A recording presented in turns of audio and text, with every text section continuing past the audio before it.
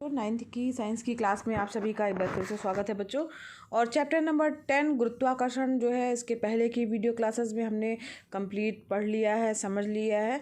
अब चलते हैं इसके प्रश्नोत्तर की तरफ। तो यहाँ पर आंकिक जो वस्तुनिष्ठ प्रश्न थे, MCQ वाले प्रश्न थे, उनको भी हमने हल कर लिया है। इंपॉर्टेंट MCQ वाले क्वेश्चन अगर आपने अभी तक नहीं देखा है तो चैनल की प्लेलिस्ट पर विजिट कीजिए, देखिए। इसके बाद फिर आगे जो है लघुत्तरीय और दीर्घोत्तरीय प्रश्नों की ओर बढ़िएगा।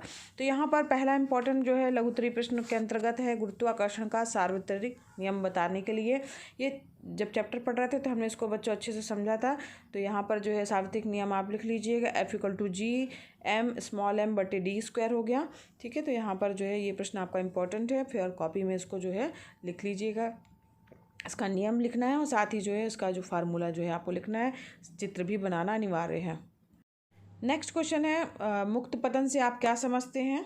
तो मुक्त पतन के बारे में भी जो है आपको लिखना होगा। और इसके बाद नेक्स्ट इंपॉर्टेंट प्रश्न है, इसका उत्तर जो है बच्चों दिख रहा है, वैसा ही आप फिर कॉपी में जो अपने कंप्लीट करके लिख लीजिएगा। गुरुत्वीय त्वरण से आप क्या समझते हैं।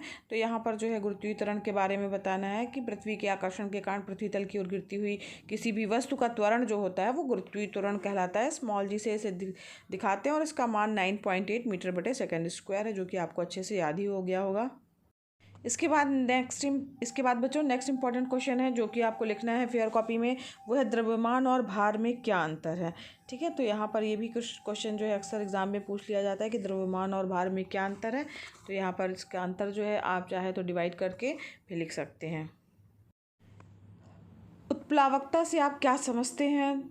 तो चैप्टर पढ़ते समय आपने इसको अच्छे से समझा था कि वस्तु पर ऊपर की ओर लगने वाला बल जो है वो उत्प्लावकता या उत्प्लावन बल कहलाता है। ठीक है, तो यहाँ पर जो है इसका उत्तर भी आप अपने शब्दों में भी इसको लिख सकते हैं। ये भी प्रश्न बच्चों इंपॉर्टेंट है।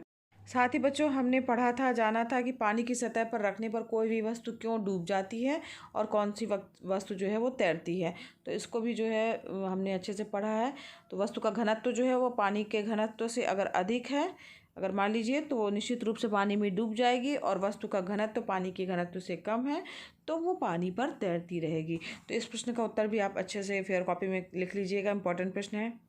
यहाँ पर एक प्रश्न हम लोगों ने पढ़ा था, पृथ्वी तथा उसकी सतह पर रखी हुई किसी 1 किलोग्राम की वस्तु के बीच गुरुत्वीय बल का जो है परिमाण जो है उसको आपको ज्ञात करना है। तो यहाँ पर पृथ्वी का द्रव्यमान आपको याद कर ही हो गया होगा, तो यही आपको लिखा मिल भी सकता है और नहीं भी मिल सकता है क्वेश्चन पेपर में। और उसकी त्रिज्या, पृथ्वी का द्रव्यमान और पृथ्वी की त्रिज्या, चंद्रमा का द्रव्यमान और चंद्रमा की त्रिज्या जो है, ये सब हम लोगों ने चैप्टर पढ़ते समय अच्छे से याद किया था और आपको याद भी हो गया है। तो यहाँ पर जो है सार्वभौमिक नियम F=G(m)(1)m2/r² का लगाते हुए जो है यहाँ पर आपको बल का मान ज्ञात करेंगे, जिसमें 9.8 न्यूटन जो है इसका आंसर आ रहा है। ये क्वेश्चन इंपॉर्टेंट है, इसको फिर कॉपी में नोट डाउन करिएगा। इसके अलावा बच्चों गुरुत्वाकर्षण का जो हमने सार्वत्रिक नियम पढ़ा था तो उसमें हमने उसके महत्व के बारे में भी जाना था। तो ये भी क्वेश्चन बच्चों इंपॉर्टेंट है।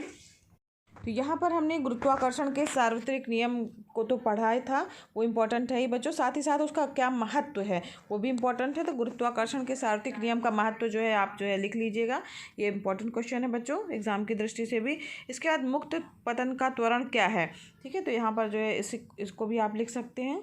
यहाँ पर जो है स्मॉल जी और कैपिटल जी में जो संबंध आ रहा है उससे जो है वो ज्ञात करते हुए जो है इसका मान जो है 9.8 मीटर/सेकंड स्क्वायर आएगा। इसके बाद बच्चों आर्किमिडीज का सिद्धांत जो है वो भी इम्पोर्टेंट है। तो जब किसी वस्तु को किसी तरल में पूर्ण या आंशिक रूप से डुबोया जाता है तो ऊपर की तरफ वह वस्तु जो है एक बल का अनुभव करती है जो वस्तु के द्वारा हटाए गए तरल के भार के बराबर होता है। ये आर्किमिडीज का सिद्धांत है। ये बहुत ही इम्पोर्टेंट जो है क्वेश्चन है, ये सिद्धांत भी बहुत ही महत्वपूर्ण है। और यहाँ पर उत्प्लावक बल से क्या तात्पर्य है, ये भी हमने पढ़ा था कि जो ऊपर की ओर लगने वाला बल होता है किसी भी वस्तु को तरल में डुबोने पर, वही उत्प्लावक बल कहलाता है। आपेक्षिक घनत्व का क्या है। ठीक है, तो ये यदि किसी वस्तु को किसी द्रव में पूर्णतः डुबोया जाए जिससे उत्प्लावन बल वस्तु के भार के बराबर हो तो द्रव तथा वस्तु के अपेक्षिक घनत्वों के बीच में संबंध क्या होगा। तो ये फार्मूला भी हमने अच्छे से पढ़ा था कि अपेक्षिक घनत्व बराबर होता है किसी भी पदार्थ का घनत्व बटे पानी का घनत्व। तो यहाँ पर जो है पानी के घनत्व को जो है वो मेन मान करके जो है और फिर अपेक्षिक घनत्व जो है किसी पदार्थ का ज्ञात किया जाता है। इसके बाद बच्चों गुरुत्वीय त्वरण स्मॉल जी और कैपिटल जी में क्या संबंध है। ठीक है। तो और साथ ही बच्चों इसमें अंतर, ये दोनों ही प्रश्न जो है बहुत ही इंपॉर्टेंट है, स्मॉल जी और कैपिटल जी में संबंध, और इसमें जो है अंतर यानी कि लिखना है आपको। तो इस प्रकार से ये आपके लघु उत्तरीय प्रश्न हुए। चलिए अब बात करते हैं दीर्घ उत्तरीय प्रश्नों की। तो यहाँ पर दीर्घ उत्तरीय, जैसे कि हमने पढ़ा था बच्चों कि गुरुत्वाकर्षण से क्या तात्पर्य है और गुरुत्वाकर्षण का नियम जो है वो उसकी व्याख्या करने के लिए, तो यहाँ पर ये प्रश्न जो दीर्घ उत्तरीय में भी आ सकता है। तो यहाँ पर गुरुत्वाकर्षण जो है ग्रेविटेशन के जो है पहले आपको बताना है कि क्या है ये, और इसके बाद जो है वस्तुओं के परस्पर आकर्षित होने के गुण को ही गुरुत्वाकर्षण कहा जाता है। और इसके बाद फिर न्यूटन का सार्वत्रिक गुरुत्वाकर्षण का जो है वो नियम बताते हुए जो है यहाँ पर जो है आपको चित्र इसी तरीके से, चूँकि विस्तृत उस मतलब दीर्घ उत्तरीय प्रश्न के अंतर्गत आएगा ये प्रश्न बच्चों, तो इसको थोड़ा सा आपको डिटेल करके लिखना है।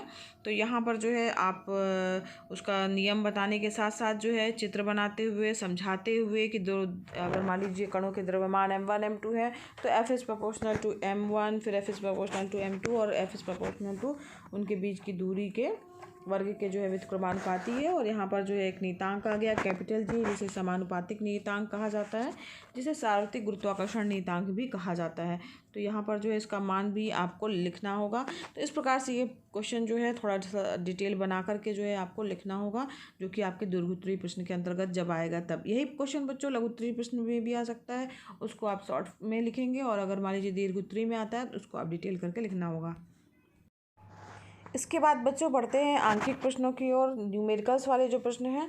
तो यहाँ पर देखिए स्मॉल जी का मान आपको जो है अगर मान लीजिए दिया है तो ठीक है, जैसे यहाँ पर 10 मीटर बटे सेकंड स्क्वायर दिया हुआ, अगर नहीं दिया हो तो आपको 9.8 लेकर के चलना है। कैपिटल जी का मान जो है अगर दिया है तो आपको उसको यूज़ करना है। तो यहाँ पर 2 पिंडों वाला प्रश्न जो है ये प्रत्येक का द्रव्यमान 40 किलोग्राम है और 2 मीटर की दूरी पर है, तो यहाँ पर लगने वाले बल की गणना करना है। तो ये प्रश्न आपका इम्पोर्टेंट है। इसके अलावा बच्चों 2 पिंडों के बीच की दूरी 90 सेंटीमीटर होने पर उनके बीच गुरुत्वाकर्षण बल दिया गया है और अगर पिंडों के बीच की दूरी जो है कम की कर दी जाए तो उसके बीच में कितना गुरुत्वाकर्षण बल लगेगा। तो यहाँ पर जो है इसको भी आपको हल करना है। ये भी प्रश्न बच्चों इम्पोर्टेंट है, फेयर कॉपी में इसको नोट कर लीजिएगा बच्चों।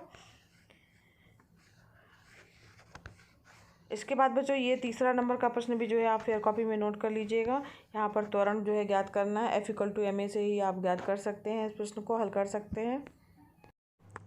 नेक्स्ट क्वेश्चन है आपका पिंड का पृथ्वी पर भार जो है दिया गया है, चंद्रमा पर भार इसका ज्ञात करना है, और चंद्रमा पर गुरुत्वीय त्वरण जो है वो पृथ्वी के गुरुत्वीय त्वरण का 1/6 इसमें प्रश्न में दिया है, तो उसको भी आपको लिखना है।